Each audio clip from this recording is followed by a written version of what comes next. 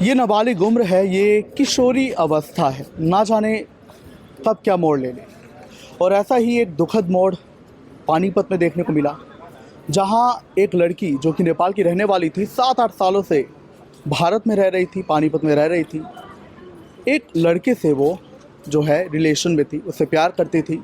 शादी के लिए कहा तो घर वाले माने नहीं, तो घर वालों से अलग रहने लगी।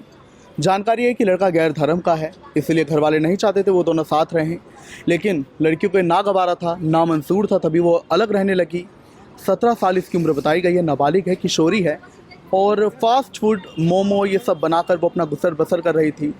और बीती रात होता क्या है कि वो लड़की फांसी लगा लेती है और एक दुखद घटना सामने आती है। जैसे उसकी बहन जो कि उसके साथ रहती थी, वो काम करके वापस आती है तो अपनी बहन को जब देखती है तो उसके होश उड़ जाते हैं, पैरों तले ज़मीन खिसक जाती है।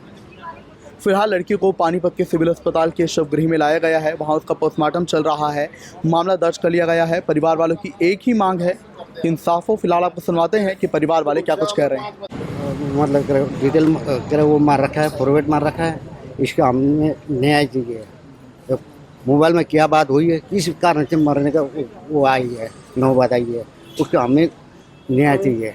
आपको क्या लगता है लड़के ने दबाव बनाया था उसके ऊपर आत्महत्या? ये मैं यही लड़के ने बनाया है या किसने बनाया, ये मैं ये जानना चाहता हूँ। लड़की परिवार से अलग रह रही थी कुछ समय से? हाँ, परिवार से अलग रहे। कितने साल उम्र थी उनकी जी? लड़की 17 साल की है।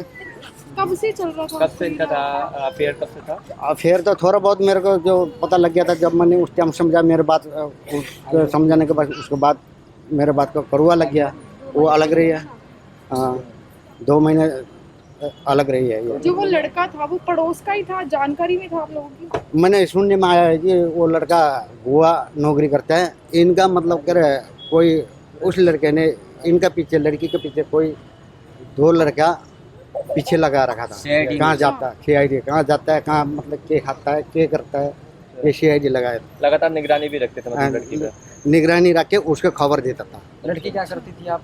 लड़की हमारा लड़की काम पे जाता था। काम पे जाता था, काम पे आने के बाद रूम में बैठता था। और कल सुबह ये मेरे दूसरे वाला नंबर का लड़की काम पे आया, वो उस टाइम कमरे में सोई हुई था। तो सोने के बाद हमें 3 बजे पता लग गया इसने फांसी लगाई हुई है। 3 बजे पता लगने के बाद हम सारे अपना काम धंधा छोड़ के हम वहाँ मौजूद थे। लड़की ने जब लड़की का कोई अता पता है? लड़की का अता पता तो पुलिस में मैंने दे रखा है। अब पुलिस के प्रशासन का काम है ये, अब कब हमें न्याय दिलाएगा। जब लड़की ने कदम उठाया उससे पहले घर के किसी परिवार से बात हुई है कि वो परेशान ना, है? किसी परिवार से बात नहीं, इसी बात का हम जानने चाहते हैं। कुछ आप उसके टच में थे, भले ही अलग रहती थी, लेकिन टच में थे आप उसके? टच में तो अब मैं तो देखो, मैं काम में रहता था, टच में तो मेरे को 3-4 दिन से व्यवहार कैसा था उसका? मेरे पास मुलाकात होते नहीं था ना, मेरे से 2 महीने से अलग है। बहन जो साथ रहती थी? हाँ जी, बहन तो वो बहन तो काम करके अपना रूम में चले गए, सोता था। सोता था। उसने कभी बताया कि लड़का परेशान कर रहा है या किसी प्रकार का दबाव बना रहा है? दबाव तो ये मैडम जी कह रहे, ये प्रशासन बताएगा। जब मुझे कॉल डिटेल मेरे को एक बार पता लग जाए, वहीं से पता लग जाएगा मैडम जी। मैं इस टाइम मैं कुछ नहीं कर सकता। आपने लड़के को कभी देखा है? लड़के को मैंने देखे नहीं, मैंने देखे होता मैं तो फिर नहीं, ऐसी बात तो मेरे को बताया भी नहीं। परेशान है ऐसे तो बताया नहीं। और फिर तो था दोनों के बीच में, परसों रात को यही पता चला कि मेरे को दोनों के बीच में थोड़ा झगड़ा हुआ है। उसकी कब हुआ दोस्त था झगड़ा मतलब? परसों रात को। और अभी आप लास्ट टाइम कल ही थे अपनी बहन के साथ? नहीं रहता तो उसके साथ ही, दोनों साथ में रहते हैं और रात को दोनों साथ में सोते हैं। और मैं तो सुबह काम पे आती हूँ। कल के बारे में तो मेरे को कुछ नहीं पता, बस परसों यही बताया कि दोनों के बीच में थोड़ा झगड़ा हुआ था फ़ोन पे। बहन ने बताया किस बात को लेकर झगड़ा था? नहीं, वो तो नहीं बताया। आपके सामने था ये झगड़ा, मतलब आपके सामने फ़ोन पे हुआ था?